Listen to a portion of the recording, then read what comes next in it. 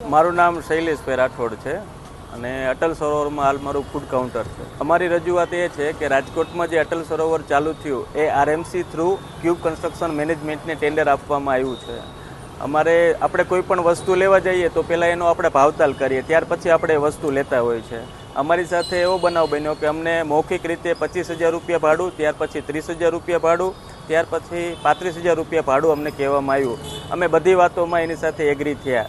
ત્યાર પછી જ્યારે અગ્નિકાંડનો બનાવ બન્યો ત્યાર પછી 2 મહિના જે અટલ સરોવર બંધ રહ્યું, ત્યાર પછી એ લોકોનું એવું કહેવાનું, જ્યારે ચાલુ કર્યું તો પ્રથમ તો અમને ગેટની અંદર ન આવવા દીધા, બહારથી ગેટ બંધ કરી દેવામાં આવ્યો. ત્યાર પછી એ લોકોએ કીધું તમારે તમારો ઓલ ઓવર જે બિઝનેસ થાય એના 30% અમને આપવાના. જો અમે એને 30% આપીએ, અમારું માર્જિન રેટ 30 થી 35% છે, તો અમે એને શું આપીએ, કઈ રીતે આપીએ? અમે નુકસાની કરીને એને આપીએ. 12 થી 13 ફૂડ વેન્ડર છે ઓલ ઓવર.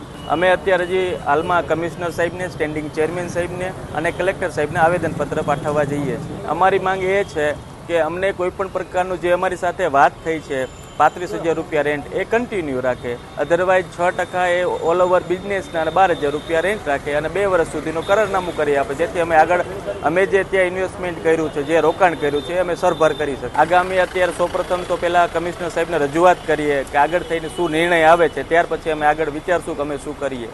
સાંજ સમાચાર ફેસબુક પેજને લાઇક કરો, વિડીયો શેર કરો અને વધુ વિગતવાર સમાચાર માટે sanssamachar.net વિઝિટ કરો.